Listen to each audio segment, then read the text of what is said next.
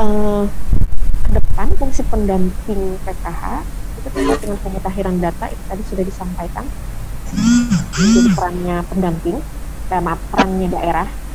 Bagaimana teman-teman ketika melihat bahwa ternyata sudah jelas KPM-nya itu tidak sesuai dengan kondisi lapangannya, gitu. Dia seharusnya sudah dia seharusnya tidak eligible lagi, satu, atau ternyata sebaliknya. Kemarin berdasarkan arahan pimpinan, lakukan perbaikan data tersebut, ya. Kemudian koordinasikan dengan pemerintah daerahnya, kemudian tembuskan kepada kami di Direktorat Jaminan Sosial.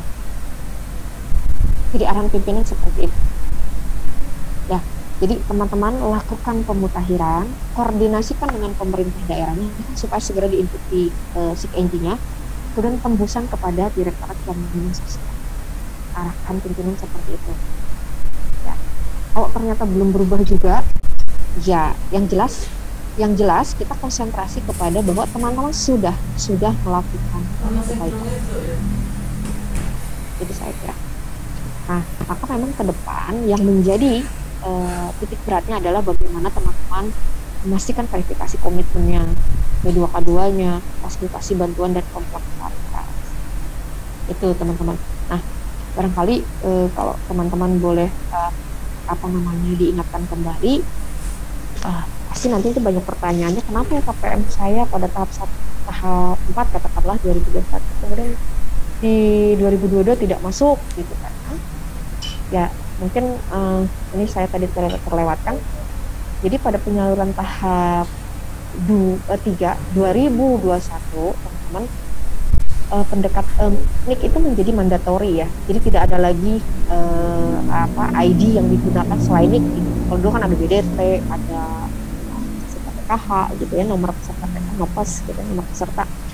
Sekarang yang menjadi mandatori adalah NIK pengurus.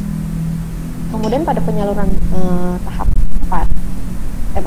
3 itu tidak hanya NIK-nya itu mandatori gitu ya, pengurus, tetapi si NIK-nya itu NIK-nya tidak hanya NIK pengurus, tetapi kita mengidentifikasi juga NIK seluruh dalam anggota keluarga tersebut, enggak kakak gitu. Jadi ini kenapa, untuk memastikan betul-betul bahwa contoh tutup sebagai pengurusnya itu memiliki anggota keluarga A, B, C yang dimilikikan oleh kakak dan dicocokkan dengan Dukcapil.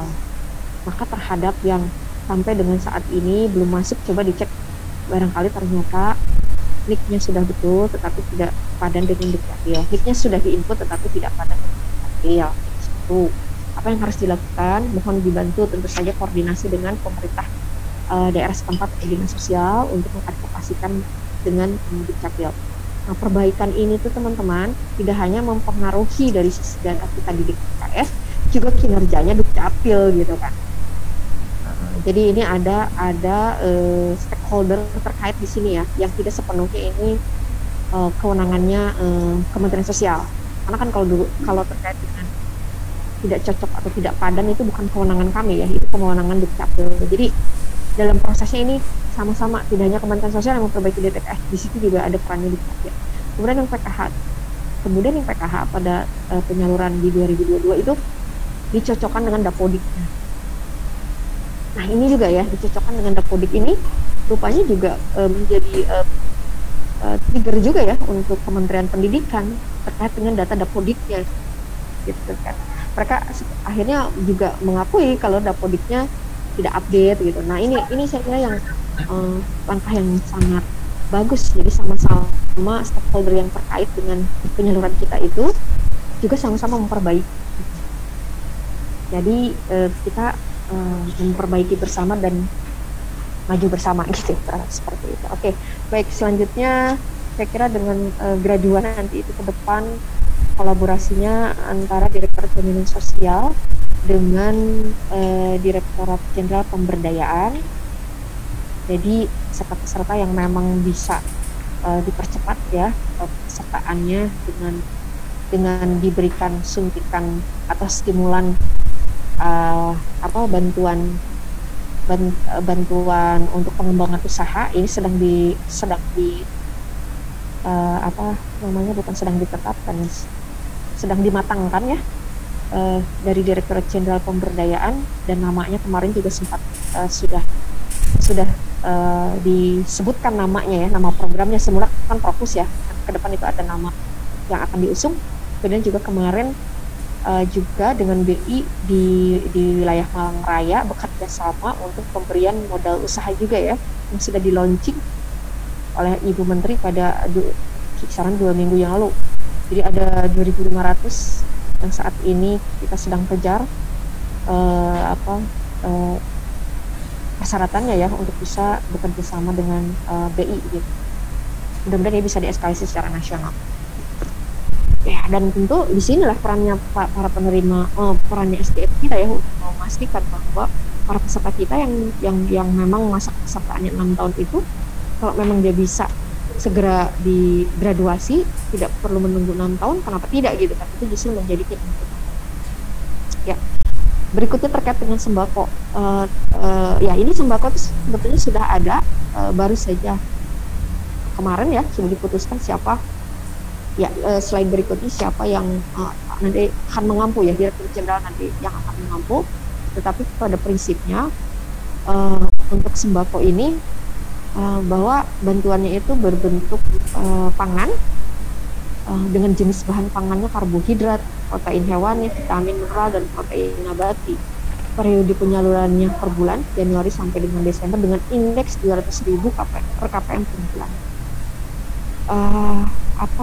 Arahan Ibu Menteri itu adalah ini warung ya.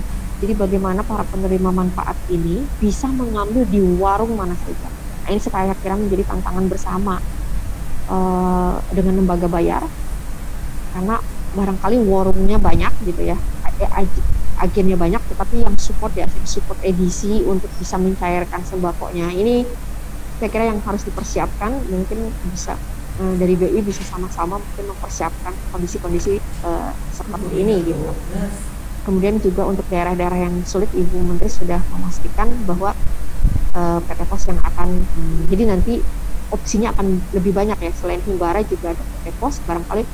Kemudian dengan ke depan juga ada integrasi bansos yang sedang diuji cobakan gitu, dengan channel yang lain gitu ya, sedang terus diuji cobakan, sehingga nanti ke depan para penerima manfaat itu bisa menarik bantuan dengan opsi channel yang bervariasi ya, disesuaikan dengan mereka. Ya, oke, prinsip pelaksanaannya Nah, ini saya kira yang kriteria penerima manfaat untuk sembako sama-sama bahwa memang DTKS, kemudian tidak boleh berstatus PNS, tentara TNI, anggota kepolisian itu juga sama, dengan PKH juga seperti itu. Ya, saya kira mungkin nanti kita akan berbanyak di diskusi. Demikian Bapak Ibu sekalian, teman-teman semua, terima kasih. Assalamualaikum warahmatullahi wabarakatuh.